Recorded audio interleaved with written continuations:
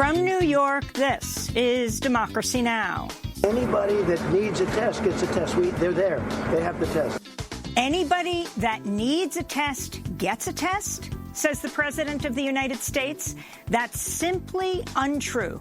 There have been just 11,000 tests in the United States so far since the coronavirus outbreak began. Compare this to nearly 20,000 tests for coronavirus every day in South Korea alone. The head of the National Institute of Allergy and Infectious Disease says the U.S. is failing when it comes to testing for the virus. The idea of anybody getting it easily, the way people in other countries are doing it, we're not set up for that. Do I think we should be? Yes, but we're not. Today, we look at how the Trump administration has failed to account for what may be thousands of coronavirus infections because of ongoing problems with access to testing. We'll speak with Professor Justin Lessler of the Johns Hopkins Bloomberg School of Public Health, senior author of a new study that suggests the median incubation period for the new coronavirus is about 5 days, and epidemiologist Dr. Steve Goodman at Stanford Medical School, associate dean of the school. Both are holding classes online for the rest of the quarter over concerns about the outbreak. And yes, Dr. Goodman is my brother. All that and more coming up.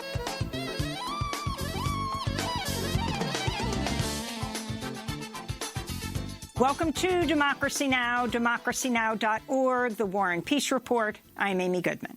The coronavirus pandemic is continuing to spread across the globe.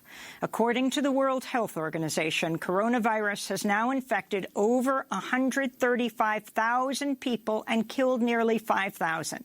Kenya and Ghana have confirmed their first coronavirus cases. India has reported its first coronavirus death. The death toll in Italy has surpassed 1,000, while the country's medical system struggles to treat the sick. Meanwhile, satellite photographs have been published online showing what appear to be mass graves in Iran, where coronavirus victims have been buried. The official death toll in Iran is around 429, but many fear the actual number is far higher.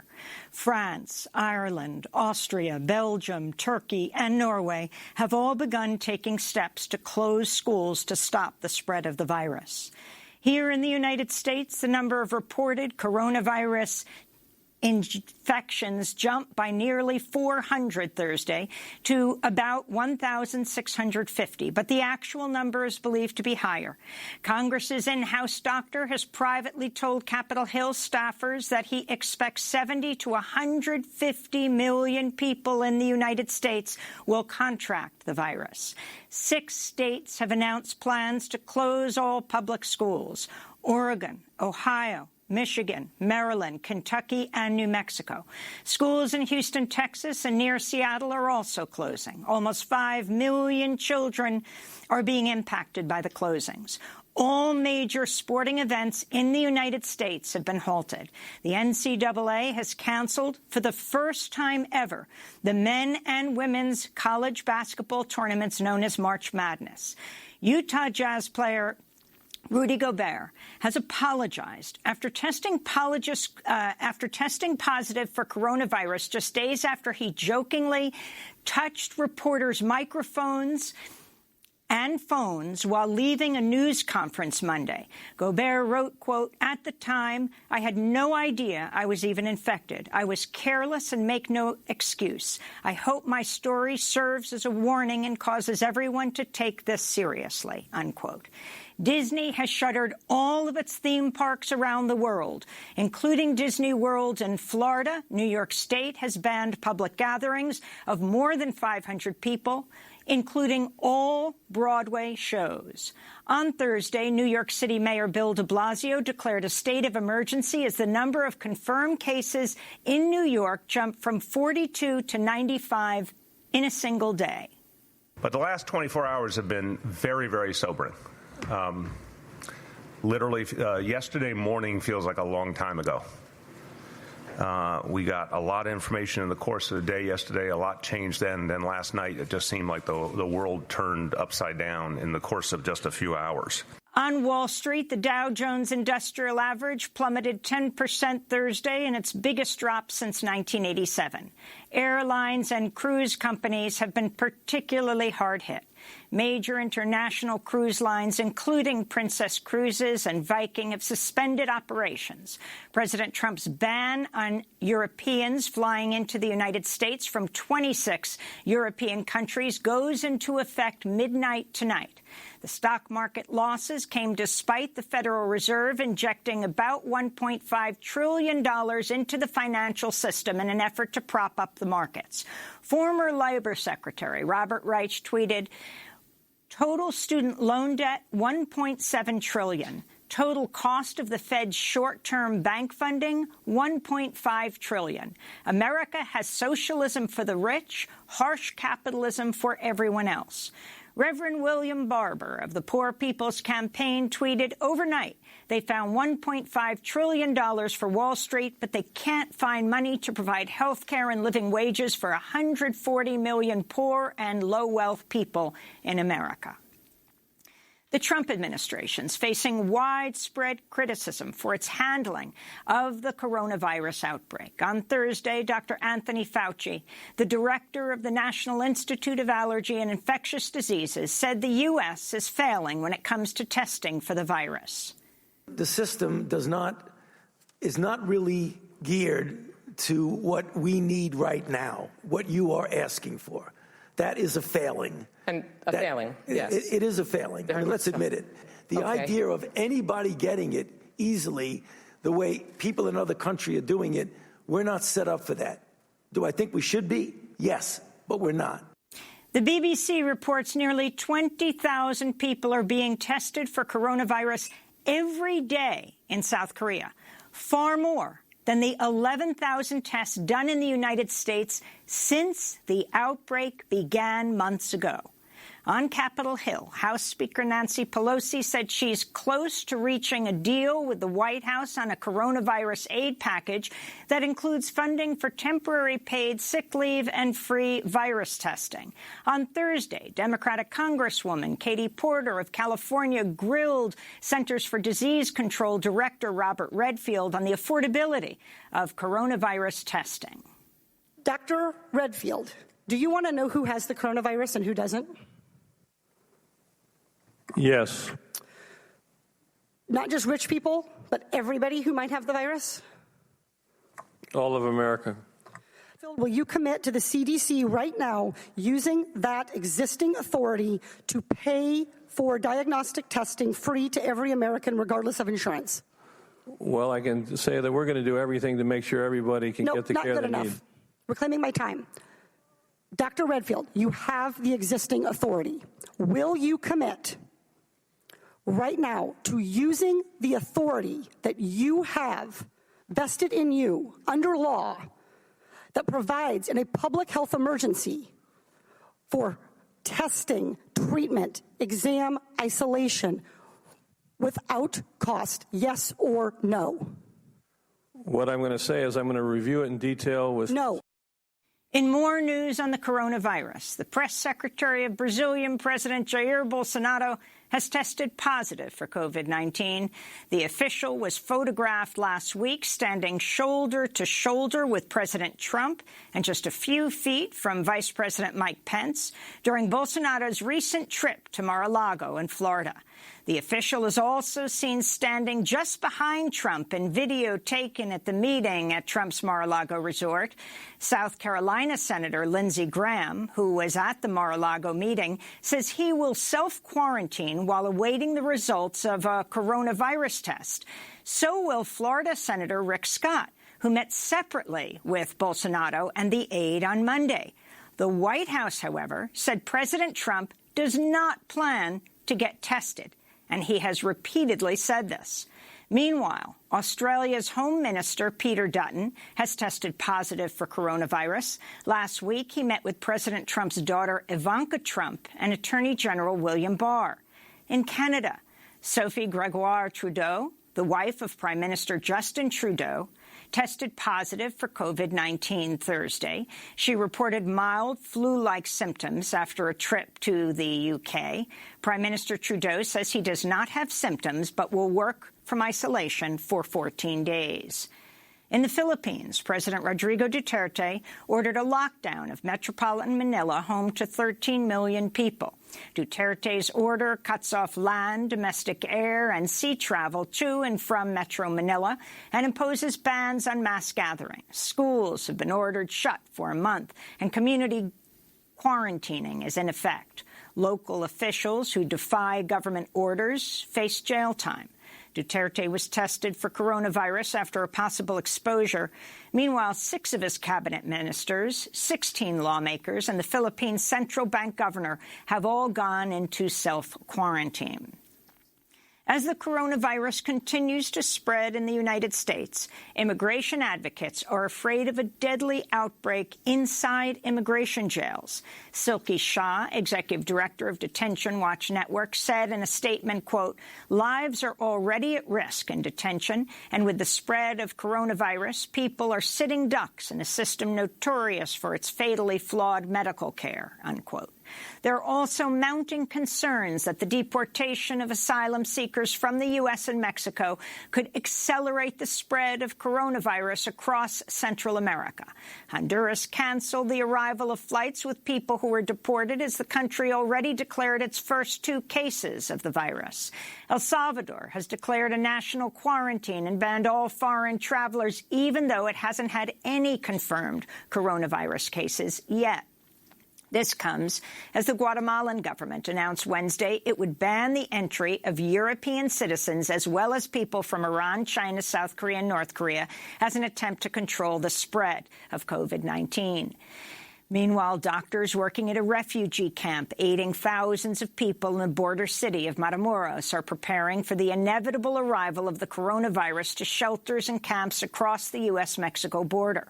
One doctor at the Matamoros shelter said COVID-19 infections along the border will be, quote, catastrophic.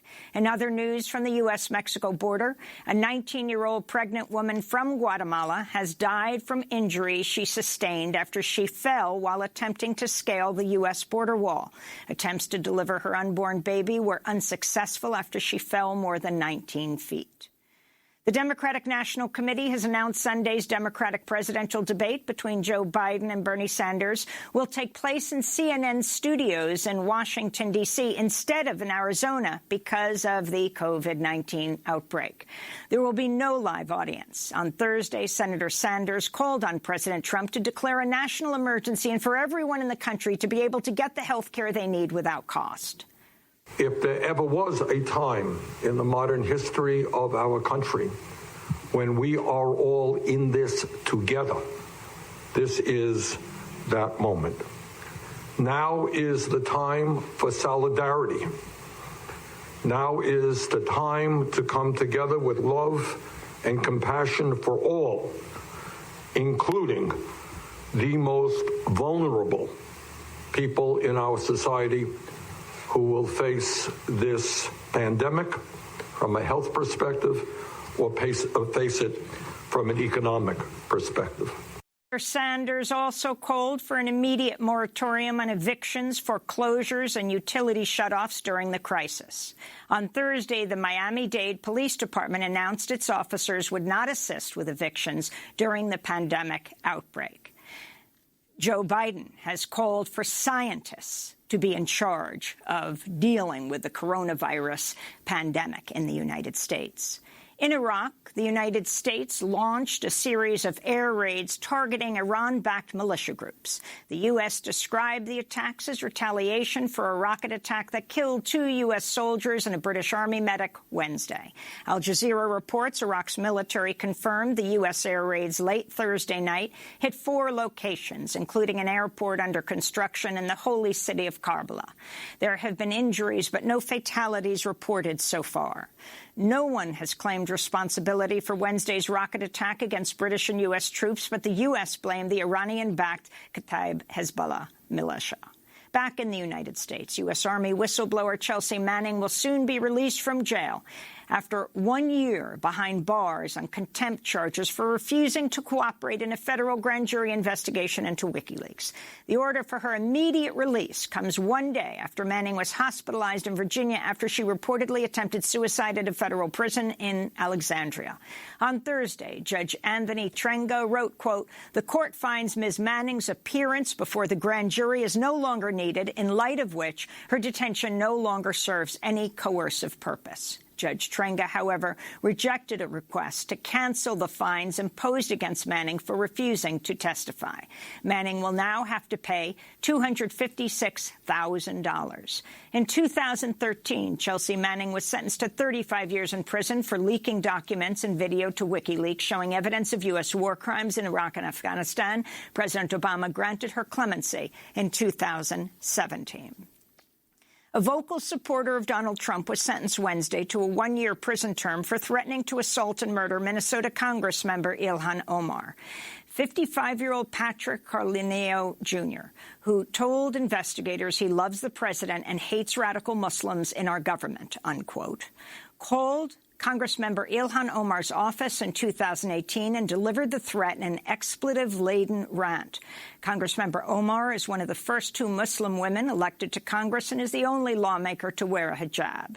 At a sentencing hearing in federal court in western New York Wednesday, Carlineo received a shortened prison term after Congressmember Omar pleaded for leniency. She wrote in a statement to the judge, quote, "The answer to hate is not more hate, it's compassion. He should understand the consequences of his actions, be given the opportunity to make amends, and seek redemption," the Congresswoman said. In climate news, top United Nations researchers are warning that polar ice caps are melting 6 times faster than they were in the 1990s, threatening sea level rise that will displace hundreds of millions of people by the end of the century. The Intergovernmental Panel on Climate Change says ice loss data from Greenland and Antarctica is in line with some of the most pessimistic predictions of climate change, and that even if global carbon emissions were somehow halted today, Arctic ice would continue to melt for another 3 decades. In South Carolina, a 1988 anti-LGBTQ law that prohibited public schools from mentioning same-sex relationships and sex and health education has been declared unconstitutional by a U.S. district judge. The banning of the outdated law comes 2 weeks after a federal lawsuit was filed by the National Center for Lesbian Rights and Lambda Legal on behalf of a high school LGBTQ student organization and other LGBTQ rights groups. The lawsuit said the 1988 law violated the 14th Amendment by discriminating against LGBTQ students as it prevented them from having access to vital health education. Colorado state lawmakers have approved a bill to replace Columbus Day with a holiday honoring Francis Xavier Cabrini, the patron saint of immigrants. The Leadership Council of the American Indian Movement of Colorado celebrated passage of the bill, writing, quote, "For decades, the holiday officially justified the substitution of fallacy for history and repeating a false narrative about the heroism of Columbus while ignoring his brutality and crimes against the indigenous peoples of the Americas," unquote. If the bill is signed by Governor Jared Polis, Colorado will join 12 other states and dozens of local governments that will no longer celebrate Columbus Day. Most of them now celebrate Indigenous Peoples Day in its place. And those are some of the headlines. This is Democracy Now!, democracynow.org, The War and Peace Report. I'm Amy Goodman. It's been 7 weeks since the first case of coronavirus was reported in the United States. Today, we look at how the Trump administration has failed to account for what may be thousands of infections because of ongoing problems with access to testing. Here in the United States, the number of reported coronavirus infections jumped by 400 Thursday alone to about 1,650, but the actual number is believed to be far, far higher. Congress's in-house doctor has privately told Capitol Hill staffers that he expects 70 to 150 million people in the United States will contract the coronavirus. 6 states have announced plans to close all public schools: Oregon, Ohio, Michigan, Maryland, Kentucky, and New Mexico. Schools in Houston, Texas, and near Seattle are also closing. Almost 5 million children are being impacted by the school closings. All major sporting events in the United States have been halted. The NCAA has canceled the upcoming men and women's college basketball tournaments known as March Madness. Disney has shuttered all its theme parks around the world, including Disney World in Florida. New York State's banned public gatherings of more than 500 people. Broadway has shut down. On Thursday, New York City Mayor Bill de Blasio declared a state of emergency as the number of confirmed cases in the city jumped from 42 to 95 in a single day.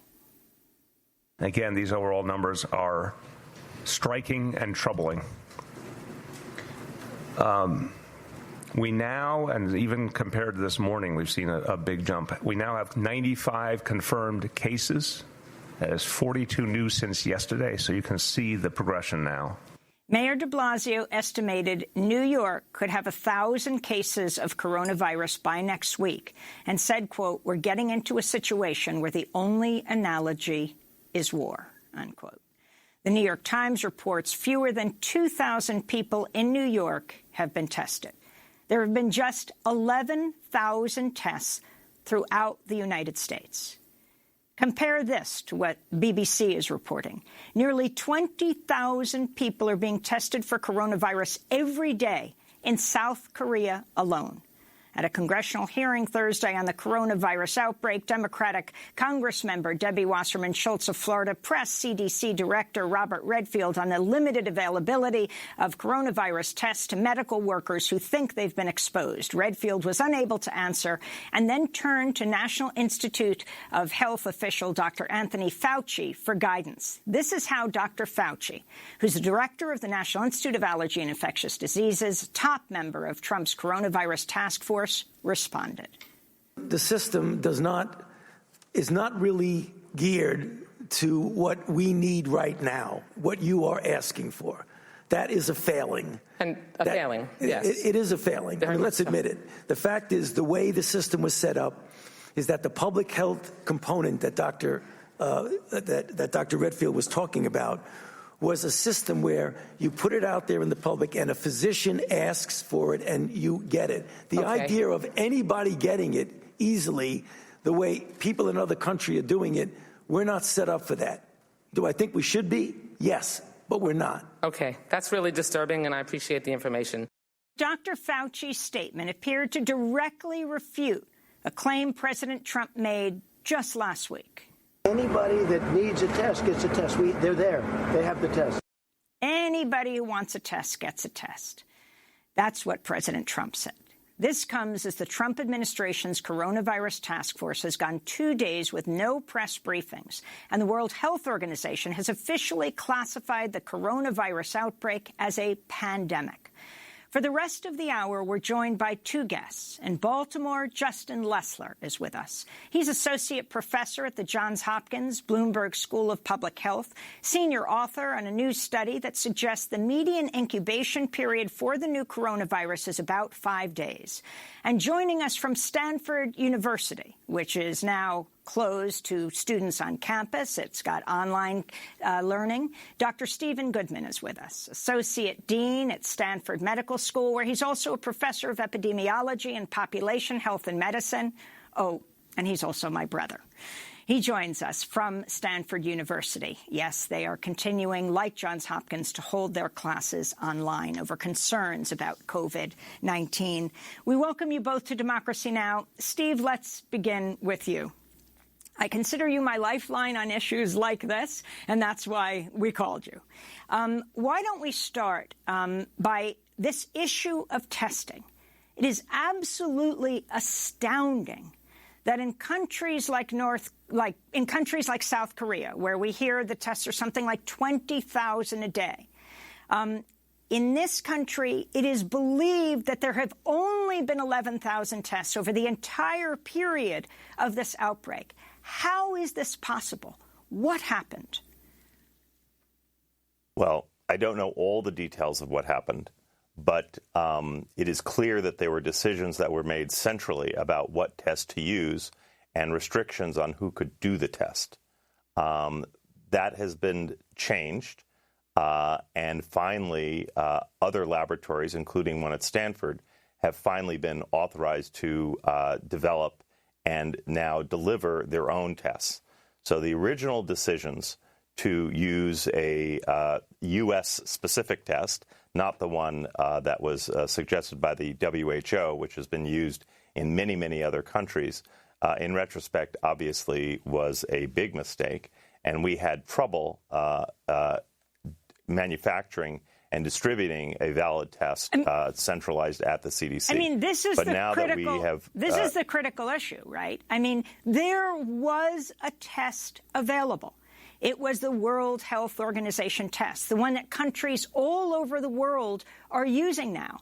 But the CDC made a decision not to accept that test. They made their own test, sent it out, and it was faulty. That's right. So now we're having to depend on the many labs around the country and commercial laboratories to develop and offer this test. We are really just gearing up now for that. The Stanford test, which is the one that's being used regionally, also for a variety of medical institutions. I think this week they were offering between 200 and 300 a day. They say that next week they'll be up to about 1,000 a day. That obviously is not remotely enough to track where the epidemic is going, but that's what we have right now regionally. Nationally, I don't know what the capacity is, but as Dr. Fauci said, we are way, way behind. Well, let's bring Professor Justin Lessler into this conversation from Johns Hopkins. Let's talk about why testing is so important. Why is it so important that we know in this country where the disease is, where the outbreak is? Why is it important to know the number? I mean, this is our ability to have situational awareness about what's going on with the virus, where it is, how to react. So, the most extreme measures that we take to combat the virus, essentially potentially closing whole cities down like they did in China or Italy, we don't want to do those in places where there isn't actually a lot of disease. And we don't want to wait till the hospitals are filling up with dead people to do those, because then it's sort of too late. So we want to, react in time, and that means we need testing, and that means we need to be testing with the right intention. I think there is still some inertia towards trying to test people who've traveled, et cetera, with the idea that we're going to go around those people and contain and trace their contacts and try to find those chains of transmission. But I think we maybe need to rethink that with the idea that what we really want is situational awareness about what's going on in the community and what silent outbreaks might be happening, so that we can respond accordingly in our public health measures. And in terms of people isolating themselves, Dr. Steve Goodman, if you can talk about what it means not to have a test, so you don't know, even if you've been exposed to someone who has tested positive, and also, isn't it true that these tests at this point, in most cases, take days to get results, although there are some that are now being developed that simply take hours, but what it means for people protecting the community? Well, as Justin said, people don't actually know what the threat is. They don't know how many people around them have the disease, and they don't know, obviously, whether they themselves have the disease if they have been exposed. So it's very, very difficult for either public health authorities to calibrate the response properly, as Justin just described, or individuals to calibrate their own actions. And I also want to point out that when we talk about self-isolation or anything that an individual can do, the paradigm really has to be not just what can I do to protect myself, but what can we each do to protect each other. And the act of self-isolation is not just individual protection. It is protecting everybody you're in contact with. But to know how extreme the behavior should be, whether you should not go to a park, whether you should not go to the store, is very much driven by your awareness, as Justin described it, situational awareness, of how many cases there are, often silent cases, in your own community, in your own neighborhood, going to your own stores. So this decision, this personal decision, has social and health consequences, but without testing, we're flying blind. I want to go to the issue of coronavirus, and if you could talk about the difference, Steve, or what the language is, coronavirus, COVID-19, for people to understand, explain that, the lexicon there of this disease, and also how it compares to the flu. President Trump has repeatedly tried to say that the flu kills tens of thousands of people. He said, who knew the flu killed? It actually turns out that his grandfather, Friedrich Trump, died of the flu in this country at a young age. But he tried to use it to show, coronavirus doesn't even compare. So talk about both, the language we use and what it means in comparison with the flu. Well, COVID-19 is the name of the disease, not the virus specifically. And what we're most concerned about is obviously the spread of the disease. Let me talk about the flu. And the flu is a big killer, and it does infect many people. I think we have roughly in the range of 15 to 20 million in this season alone in the United States, with a roughly 1 in 1,000 death rate, so in the range of 15 to 20,000 deaths from the flu. So the flu is very, very serious. But that represents roughly 5 to 7% of the U.S. population. And the reason it doesn't represent more is because both we have flu shots and we have years, decades of sort of cross-reactive immunity built up over people who've been exposed to different virus strains. The difference with this virus is two. First of all, no one is immune. So in theory, 100% of the population is susceptible to this virus or very close to it. The second part is the fatality rate, either for people who present to the medical care system sick enough to go to a doctor, or per infection, which is something different because not everybody who is infected necessarily goes to a doctor, looks to be a fair bit higher than the flu, maybe on the order of 5 times, maybe even 10 times higher than the flu. So we have a much, much larger reservoir of susceptible people on the order of 10 to 20 times larger, and we have a fatality rate that is between 5 and 10 times larger. So that's why the potential for this, even though we have a tiny fraction of the cases and deaths right now, why we're taking the extreme measures that we are taking. Now, all that said, the fatality rate can be affected by what we do, and that's why we're doing it now, because the fatality rate is a function both of the age of the people who are infected, but also of the capability of the medical care system to take care of them. So if we can protect the medical care system, that is, keep the number of patients coming in at a rate that they can be cared for with adequate ICU beds and ventilators, et cetera, and also healthy medical care folks, we can keep the fatality rate low, or at least lower than it would have been without that. We're going to break, then come back to this discussion. We're going to talk about strategies to keep yourself and your family healthy. What to say to children. Both of you, Dr. Goodman and Dr. Lessler, have children. How you're talking to them about what could be, to say the least, extremely frightening for them, as it is for the whole population. And I want to ask Dr. Lessler about the study he did in China, comparing Wuhan and how it dealt with the coronavirus with a community right next door.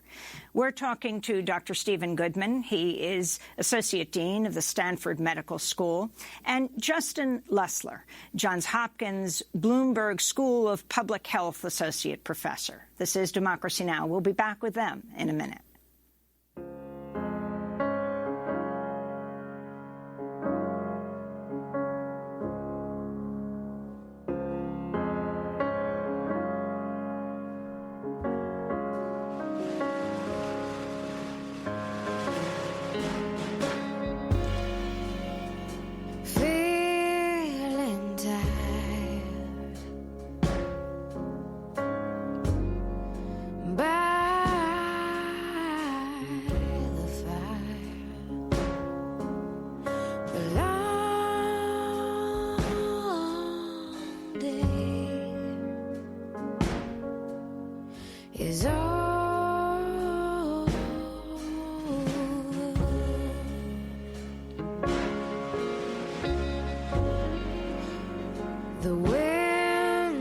is gone. Asleep at dawn.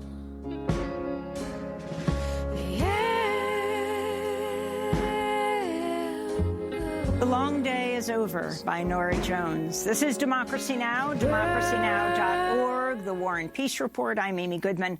And I also just want to say, I can't say enough about the team of people who are making this broadcast possible.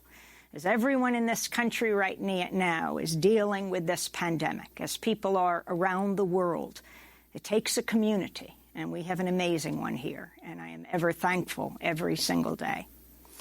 7 weeks since the first case of the coronavirus was reported in the United States, we're spending the hour looking at how the Trump administration not only has failed to account for what is clearly thousands of infections in this country because of ongoing problems with access to testing, but we're talking about what needs to happen next. This is the critical issue. We're broadcasting from New York. The mayor of New York just declared a state of emergency in the city. He said while there are about 100 people who have tested positive just in New York City alone, next week he expects it to be 1,000. Just down the road in New Rochelle and Westchester is the epicenter of the coronavirus. And that came from one person who tested positive. And very soon after, his wife and 2 kids tested positive. And now there's well over 150 people. The National Guard are now in New Rochelle. The schools are closed. They want to make sure kids get food because many kids all over this country get free lunch at school. What happens when the schools are closed? So we're going to be talking about a lot of issues. Still with us is Dr. Stephen Goodman, Associate Dean at Stanford Medical School, where he's also Professor of Epidemiology and Population Health and Medicine, trained as a pediatrician. He is also my brother, my lifeline on issues like these. He's joining us from Stanford University. And joining us from Baltimore is Justin Lessler, Associate Professor at the Johns Hopkins Bloomberg School of Public Health, senior author on a new study that suggests the median incubation period for the new coronavirus is about 5 days. So, Justin Lessler, I want to start there. What does that mean? Why is that significant that the incubation period is perhaps 5 days? We've been hearing a lot about 10 and 14. And then I want to ask you about your work in China. So the median incubation period is 5 days. So that means 50% of people are going to develop symptoms within 5 days of being infected. But it's important to remember that's not necessarily the number we're most concerned with if we're thinking about quarantine or active monitoring or self-isolation after a potential exposure, because, you know, we don't want half the people who are infected to be out there in the community potentially spreading the virus before they know they have it. So what we're more concerned with is what we call the long tail of that. And that's where we get to the fact that in our study we showed that about 98% of people develop symptoms by 12 days, which suggests that the 14-day period of quarantine or active monitoring suggested by almost every public health agency around the world is pretty good. I mean, some people will get through that, but it's pretty good and is going to capture the vast majority of people who will develop symptoms will do so during that period. So let me ask you about your work in China. Talk about the study that you just completed, comparing Wuhan to a neighboring city. Tell us about the outbreak in Wuhan, what happened, how it was dealt with, and how it was dealt with nearby. So just to be clear, our study was looking at the epidemiology in Shenzhen, China. We weren't directly comparing with Wuhan. But Wuhan, just to talk about it a bit, is the epicenter of the entire outbreak. They clearly had things get out of control in the beginning and had to shut down the entire city and really a lot of the whole province of Hubei, which, they've now had to do in Italy as well. So it's an example of both how bad things can get if we're not careful about staying on top of things and very proactive, but it's also an example of the fact that massive direct action can sort of squash the epidemic and stop the virus. So where we did our work in Shenzhen, there has been no big outbreak. And part of that, I think, is proactive social distancing measures. So the types of things we're starting to see in the United States now, stopping mass events, having people work from home, and the like. But they also had very intensive surveillance and very intensive contact tracing of cases that came in from Hubei province and elsewhere in China. And that probably played a big role in why they didn't have an epidemic. So can you talk about the fact that it looks like both in China, it's hard to say we're saying there's good news out of China right now because of this terrible pandemic, but the actual good news that's coming out of China and South Korea, as opposed to what we're seeing right now in Italy and now the United States, where we're just beginning to understand the scope of the outbreak here. Yeah, so China clearly has been able to contain the disease, at least temporarily. I think there's a big question of what happens as they start to dial back all of the extreme measures they've taken in order to contain the disease. And, you know, whether we see a resurgence or whether they're, whether they're able to do that in a way that more gradually, you know, a more gradual dial back in a way that prevents the virus from resurging in the country. And, you know, Italy is, you know, I think Italy is taking a similar course to China, where it remains to be seen how effective it is. You know, it is in Italy. It's very different culturally. Population is different. You know, in U.S., we're in a different part of the outbreak. And I think the hope is, since we're early, by doing things proactively, canceling the NBA, canceling the NCAA tournament, everybody working from home, closing schools, that we can get to a point where we're slowing the spread of this virus without having to have measures as extreme as were taken in China. Dr. Steve Goodman, if you could talk about what's happened in Italy, that horrific turn of events there, where the entire country is on lockdown, where the medical system is clearly overwhelmed. And then talk about the United States and this whole issue of flattening the curve, a term I think a lot of people are just beginning to hear right now. But what do you understand took place in Italy? Well, I haven't. I don't have special expertise about exactly what's going on in Italy. But what is very, very clear is that the degree of spread and present has overwhelmed the medical care system. That is very clear. So part of what's happening there is an example of when an epidemic goes to its peak and is greater than the medical infrastructure can take care of it. And as you may know, there have been extremely poignant pieces, both tweets and other forms of communication by Italian doctors who literally have, with great distress, talked about how they had to basically choose life and death for patients for whom they had to choose who to ventilate and who not to, because they had a limited number of ventilators. So we don't want to get there in this country.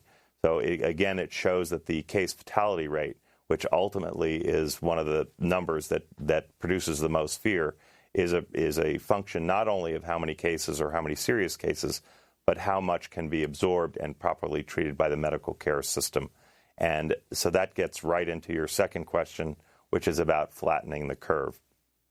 The goal of mitigation efforts now, which is to obviously lower the number of cases and spread them out, is to keep the number of cases to a level where the medical care system can adequately take care of each one, where we have enough personnel, where we have enough ventilators, we have enough ICU beds, we have enough beds in the hospital to take care of everybody optimally. And the idea of flattening the curve is taking a certain number of cases that would occur in a certain period of time and spreading it out over time. So the peak is less, and so it occurs over a much longer period of time. And hopefully, obviously, also reducing the number of cases. But this match both regionally and nationally, between the number of facilities, personnel, beds, and equipment. This has to be matched with the number of cases that are in that area. It would be nice to hear from public health officials or national officials how they plan to shift resources if, in fact, the medical care capabilities in any particular region is outstripped by the number of cases. But that's what flattening the curve is all about, and that's what all of the measures just described by yourself and by Justin are attempting to do. And this issue of respirators in the United States, of ventilators, of the access, most people, they do not want to go to the hospital, even to their doctor's offices. Most people actually will survive this. And it's like a flu. And for many people, it's mild. And for children, even less so, though they can be carriers. But this issue of overwhelming the number of respirators, of ventilators in hospitals around the country, can you explain that? Well, obviously, the numbers are limited. I think we have something on the order of a million beds, and the actual number that are available on any one day is about a third of that. The number of ICU beds is a fraction of that. And I want to make a particular point that this is not just about caring for COVID patients. The number of COVID patients entering the system affects the care of other patients. So the kinds of things that we take for granted in terms of care of any of us for any serious disease is affected by the demand on the medical care system for the care of COVID patients. So we are not geared up as a society for with the surge capacity to handle the number of potential COVID patients that we would get if we didn't do anything. So the kinds of things we're doing now are to keep the numbers below the surge capacity, the limited, very limited surge capacity that we have. And again, this is not just a national issue. We can't just count up the number of national beds. We have to look at this regionally, the number of cases in New York City with the number of ICU beds in New York City, and have facility to move those cases if, in fact, those numbers don't match up. Dr. Steve Goodman is Associate Dean at Stanford Medical School. Justin Lessler is a professor at Johns Hopkins Bloomberg School of Public Health. We're continuing with them after this break.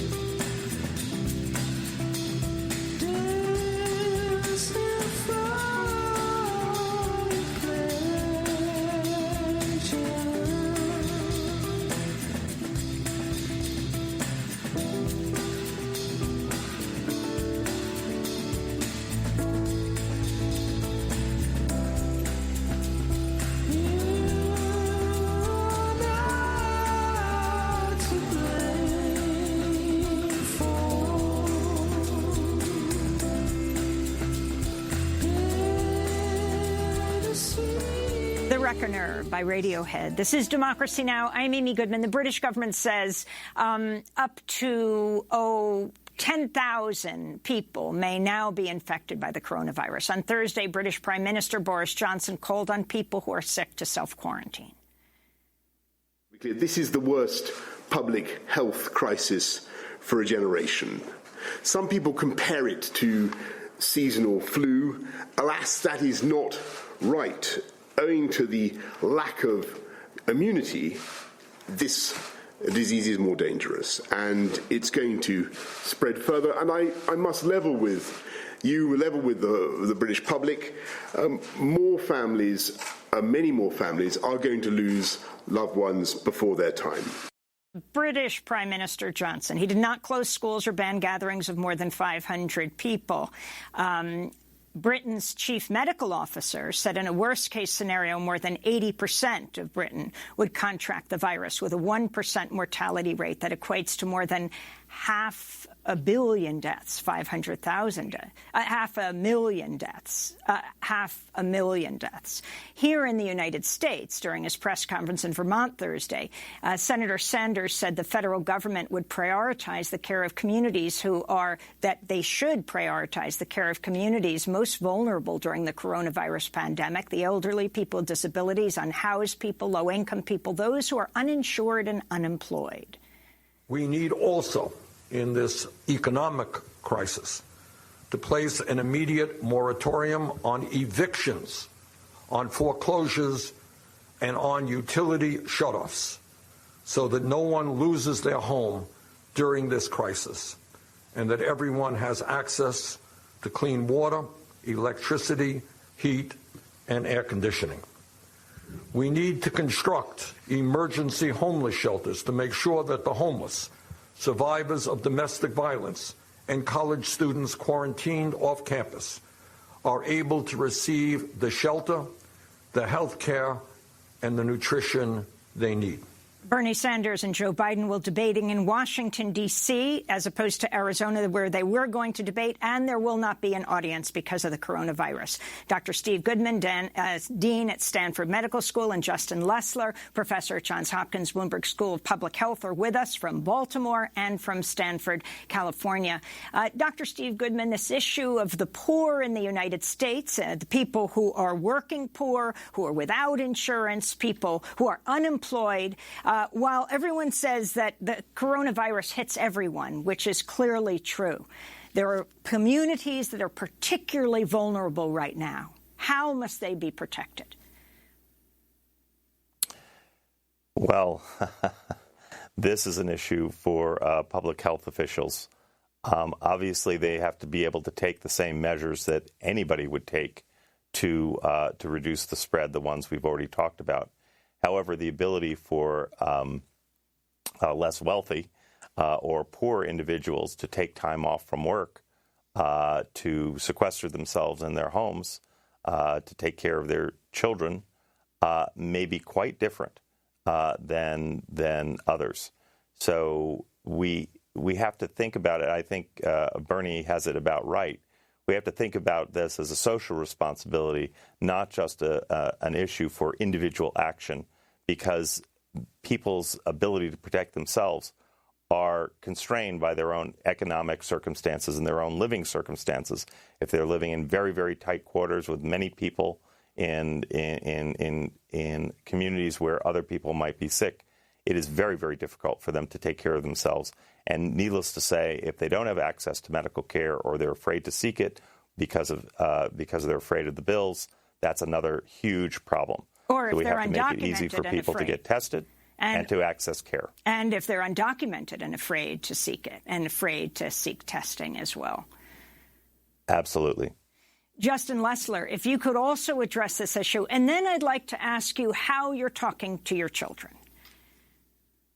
So I agree. It's absolutely critical to find ways to protect those populations that are not going to be able to make those social distancing measures, have more trouble with that, potentially have food insecurity if they don't go to school or, go to places where there might be mass gatherings. And I think, it's one of those things where, we do have an individual responsibility not to just, keep ourselves out of the community, but do things to help others keep themselves out of the community. The government is going to be overwhelmed by this, and we're not, as a country, set up to provide services in a crisis the way that is maybe needed now. And so right now in Congress, there is a bill being weighed, the Democrat-led House, set to vote on a bill that would grant workers 14 days of paid sick leave, up to 3 months of paid family and medical leave. Unemployment insurance to furloughed workers includes an additional $500 million to help feed low-income pregnant women or mothers with young children who lose their jobs or are laid off because of the virus outbreak. President Trump said he did not support the bill. But because we're coming to the end of this conversation, as people push hard for the entire community to be protected, yes, this hits individuals, but it also brings out the importance of people around the world as a community. Can you talk about what you're saying to your kids, Professor Lessler? Yeah, I mean, my son is 6, and his school just got canceled. So I'm trying to explain to them that there's a disease out there that's scary. He also is wondering why his dad's working so much. So I'm trying to explain to him that it's important to wash his hands, that it's important to, think about what he's doing out there in the community, and that maybe he won't be able to, go to school due to some of the same things that he is usually able to do for fun. I can talk more explicitly to my mother, who, is in their 70s and at high risk, who I'm, had to sort of say, this is real, stay home, self-isolate, don't go out. And this is a critical point here, that the children don't tend to, this is not as fatal for as it is for older people, especially over 70 and 80. Right. I mean, in Wuhan, at the last report I saw from Wuhan that was in detail, out of 1,000 deaths, over 1,000 deaths, only one was in somebody under 20 years of age. So it's pretty mild, and children do not seem to be at risk, even more so than the flu, where we see children get sick and potentially die occasionally in the youngest ages. That doesn't seem to be happening right now for the coronavirus. But we do not know. We know they can get infected, and we do not know whether or not they can pass it on. So, keeping children from getting infected may be a critical part of it. Are more imperiled. Presumably. We don't know for sure. And Steve, what you tell your kids, my nieces and nephew, who are a bit older, but also, as so many people in this country, afraid right now. Yes. So what's interesting is that my kids are both in college, actually here at Stanford, and they're more worried for us. I don't have to tell them anything. They read, they're smart, and they're much more concerned about their threat to us than anything else. So they're taking the steps they need to take to prevent us from getting sick, and it's a very interesting reversal of generational roles, perhaps a premonition of the future. But I think this is a responsibility that many young people feel, not just to protect themselves, because they themselves are not that worried, but they are definitely worried about the older generation, the same way that Justin is concerned about his mom. And, of course, your oldest daughter just had a baby here in New York in the midst of this pandemic. Indeed, yes. And she is naturally self-isolating, but is being extremely careful about her own exposure, and needless to say, and her new child.